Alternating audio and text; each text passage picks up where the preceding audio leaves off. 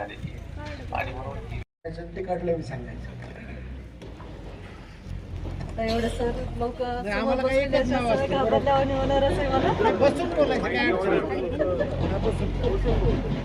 मी गोदावरी विठ्ठलराव आगाव, तिकडचं नाव गोदावरी ज्ञानेश्वर कांबळे, राहणार पुणा, तालुका रिसोड, जिल्हा वाशिम आणि मी शेती व्यवसाय करते.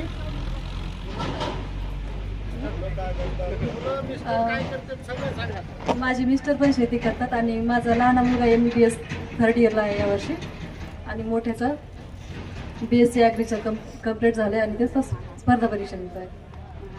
वा, गोदावरीताईसाठी टाळ्या, कारण तिने एक तिच्या पोटी एक डॉक्टर तिच्या आयुष्यात तिचं स्वप्न होतं की आपण पुढे शिकावं, डॉक्टर आहोत.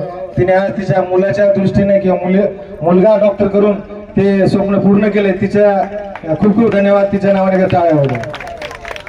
यानंतर देर आहे दुरुस्त आहे आमची लाडकी वहिनी, सरांना माहित नसेल कदाचित माझी वहिनी आहे, बालमैत्रीण पण वहिनी आता मी सोनाली भांगे यांना मी विनंती करतो की ते 2 शब्द व्यक्त करा.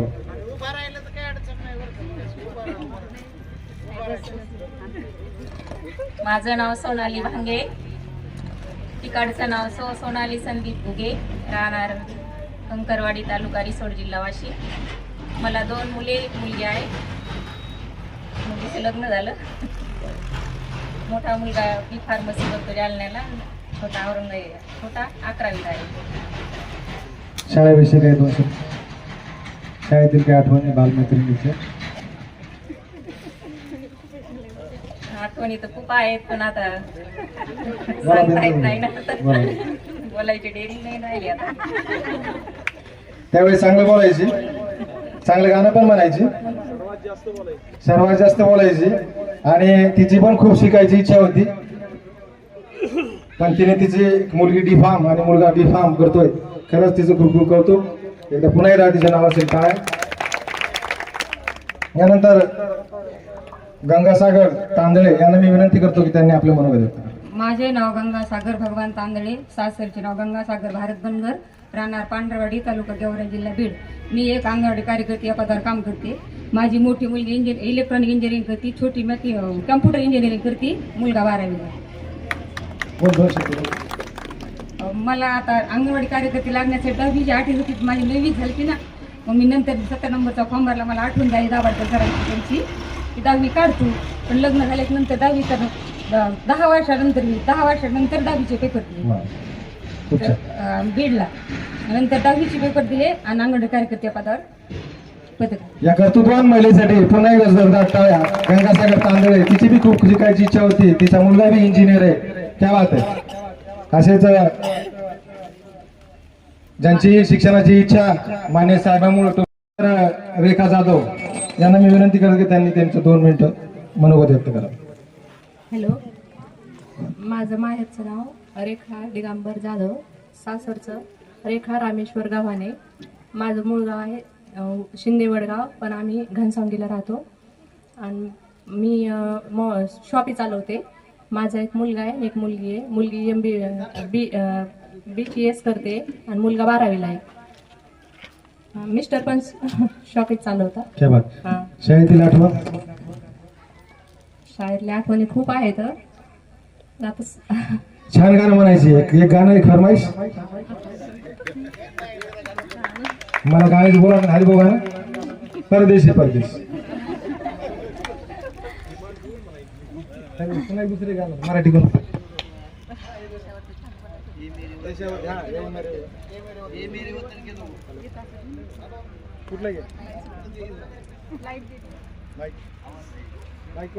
मी सर्व गुरुजी आणि माझे मित्र मैत्रिणींचा आभार करते की आज यांनी खूप चांगला दिवस आणला. लग्नानंतर फर्स्ट टाइम मी पूर्ण मैत्रिणीला सगळ्यांना पाहते पण भेटते पण. माझं नाव रुक्साना तांबोळी. मी मामाची भाची जे ट्युशन घेतात त्यांची मी भाची आहे. मी औरंगाबादला राहते. माझे पती ड्रायफ्रूटचा कारोबार करतात आणि माझे 2 मुलंसुद्धा ड्रायफ्रूटचा कारोबार करतात. मुलगी माझी 12वी शिकली, तिचं पण लग्न झालं. माझ्या मुलाचं पण लग्न झालं. एक मुलगा माझा बाकी आहे. पण 3घं पण बाप लेकं मिळून कारोबार करतात आणि मी घरचं हाऊसवाईफ आहे. बस एवढं बोलून सगळ्यांचा आभार करते. धन्यवाद उत्साह. त्यानंतर मी मंदाकिनी भोकरे यांना विनंती करतो की त्यांनी आपल्या 2 मिनिटात मनोगत व्यक्त करावं. हाय चालू. मंदाकिनी उत्तमराव भोकरे, आताचे नाव मंदाकिनी रामदास काळे, गाव लिंबोनी. माझी एक मुलगी BDS झालेली आहे, मुलगा BMS करतो. प्रथम अंगदचा फोन आल्याच्या नंतर इतका आनंद झाला की पहिलीपासूनचे जे सर, जे लाडसर असते, Belsare madam, Dabakar sir, Bhokare sir, सरच्या सगळे सरची लिस्ट डोक्यात सुरू झाली. आणि बालमैत्रिणी काय काय बोलावं आणि काय नाही असं झालंय, असं सुद्धा नाही बोलण्यासाठी. खूप असं शाळेतल्या आठवणी असतील. आपार सरनं मारलेलं असं सरनं सांगितले आताच एक आठवण. सरनं ज्यावेळेस शब्दपाठ करण्यासाठी मला मारलं, त्यानंतर माझे वडील म्हणले की तू तर सारखा अभ्यास करते, इतका मार खातीस शाळेत कशाला जाते.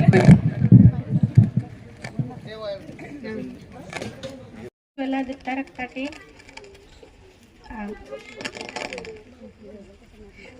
माझं आधीचं नाव उज्ज्वला उल्हासराव पास्टे. मला इथंच शिकायला टाकलं आहे वडिलांनी, माझ्या आत्याच्याच घरी दिलंय मला. इथं या शाळेत शिकले मी आणि इथले गुरुजन वर्गांनी आम्हाला खूप चांगलं घडवलं. या शिक्षण संस्थेने आम्हाला खूप चांगले संस्कार दिले आणि त्यांचे सर्वांचे मी मनपूर्वक आभार मानते. माझ्या मुलीचं लग्न झालं आणि मुलगा CA शिकतोय पुणे फाउंडेशन. से छू लो तुम, मेरा गीत अमर कर दो, बन जाओ मीत मेरी, मेरी प्रीत अमर कर दो.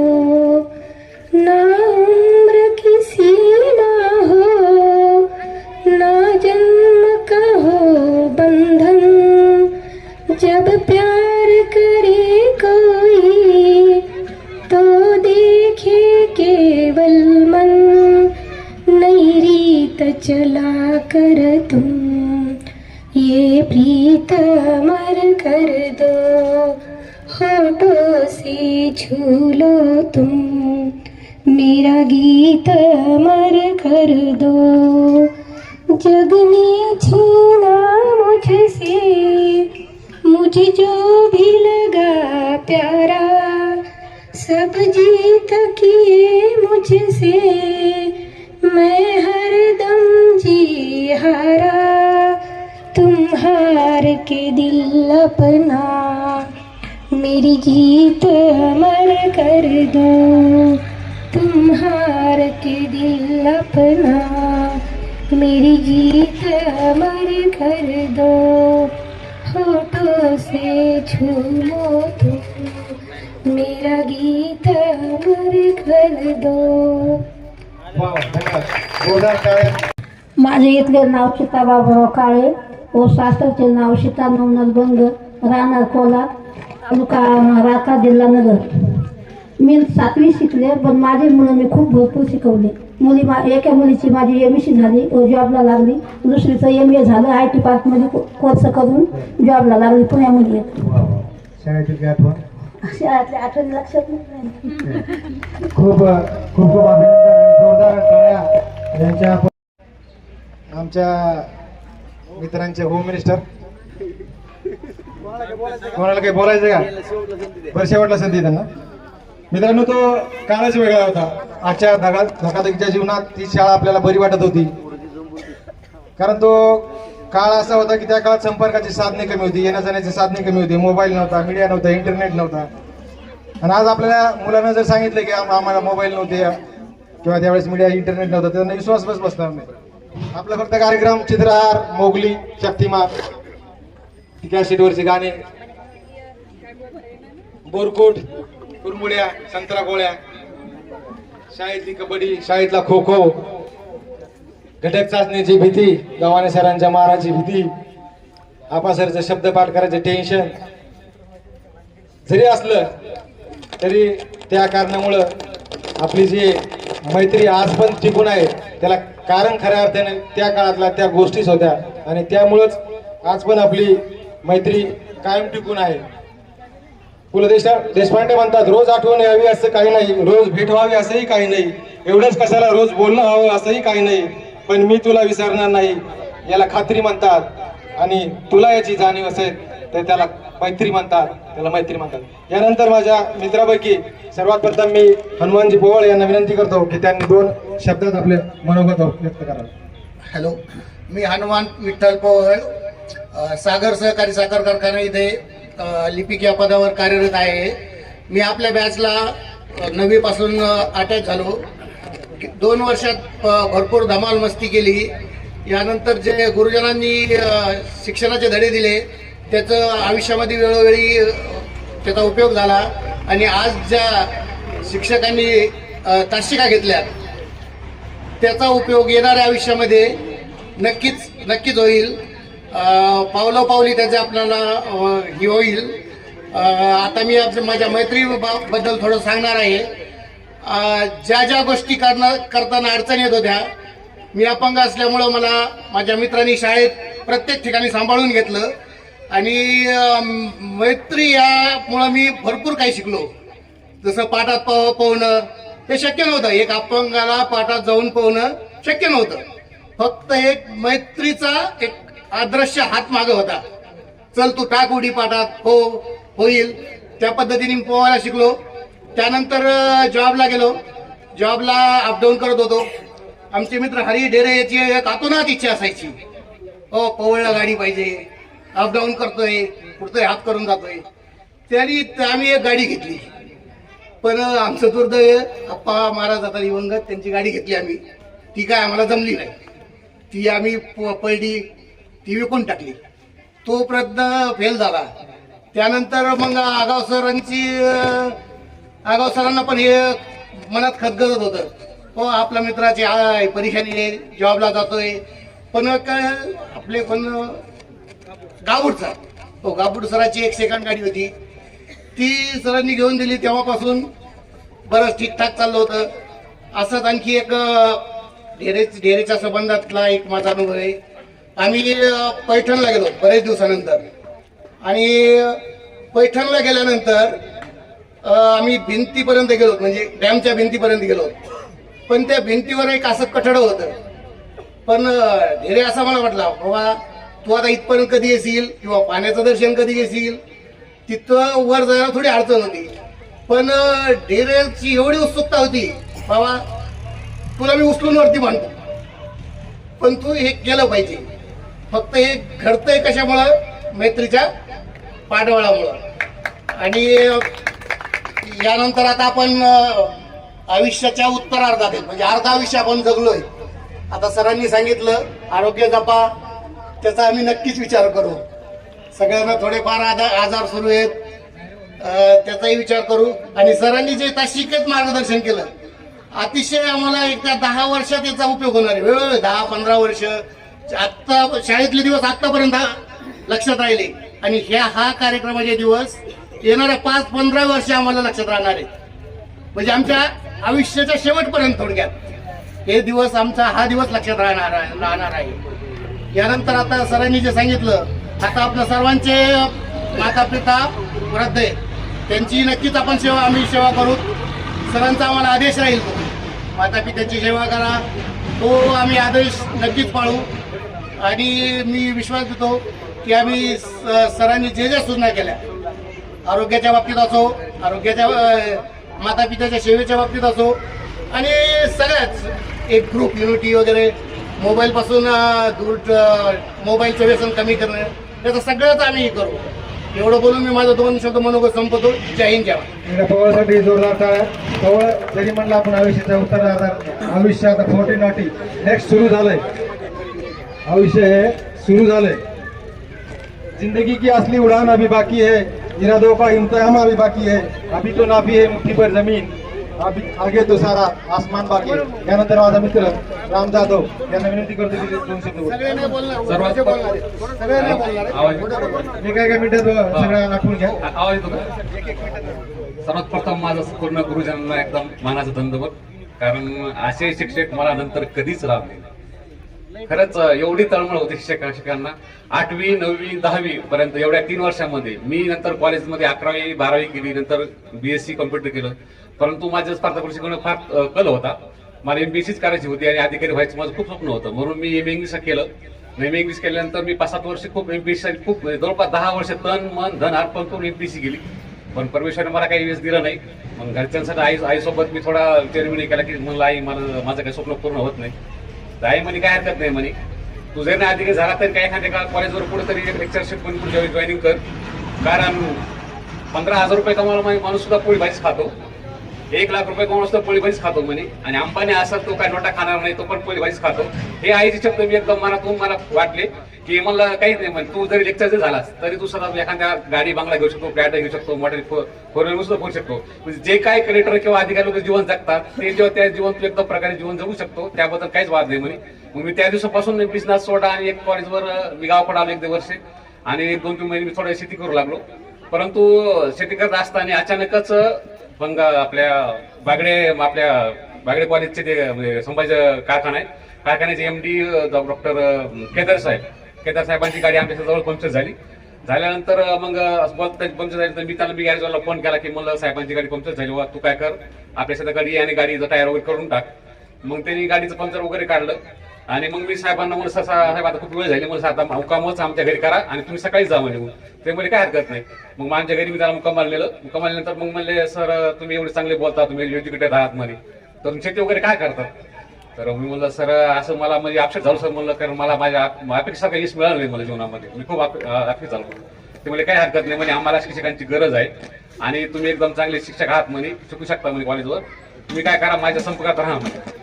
मग संपर्कात राहून त्यांनी माझा नंबर दिला, माझा नंबर त्यांनी घेतला. मग मला संपर्कात राहायची वेळच पडली नाही. दुसऱ्या दिवशी मला त्यांनी 12 वाजता फोन केला की 2 वाजेपर्यंत बागडे साहेब आणि 3 वाजेपर्यंत बागडे साहेब कारखान्यावर आहेत, तुम्हाला लवकरात लवकर जेवढे अर्जंट होईल तुम्ही त्यावेळेस या. मी 12-12:30 वाजेपर्यंत शेतकऱ्याच्या विषयामध्ये होतो, त्यावेळेला मी शेतामध्ये पाणी देत होतो.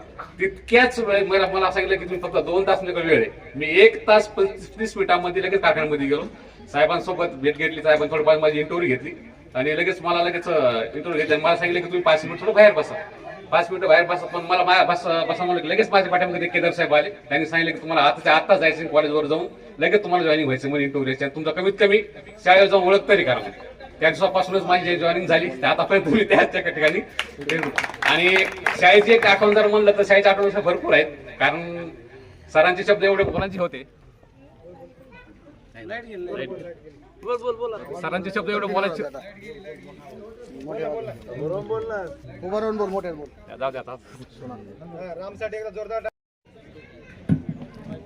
मी श्यामराम भाऊ शिरसाट पिंपरखेड, व्यवसाय शेती. मला एक मुलगा आणि एक मुलगी आहे, दोघांचे बी लग्न झालेत आणि विशेष म्हणजे मी आज आलो. मुलाला बी मुलगा आहे आणि मुलीलाही मुलगा आहे. व्यवसाय माझा शेती आहे. मित्र, माझे संपूर्ण भावनिक वातावरण तयार होईल आणि संपूर्ण गुरुजन वर्ग पाहिले आणि शिवकन्या अर्चना मन भरून आलं माझं, रडून डोळ्यातून पाणी यायला लागलंय.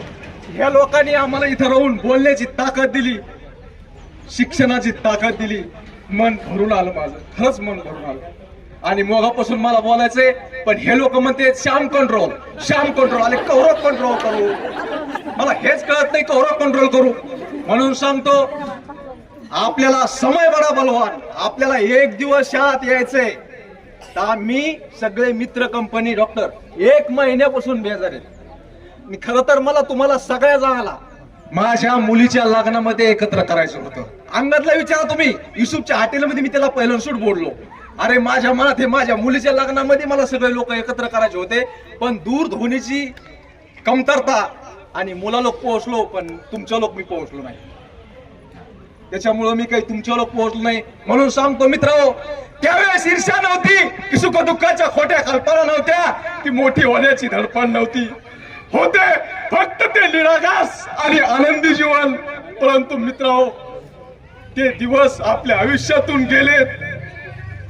राहिल्यात फक्त आठवणी.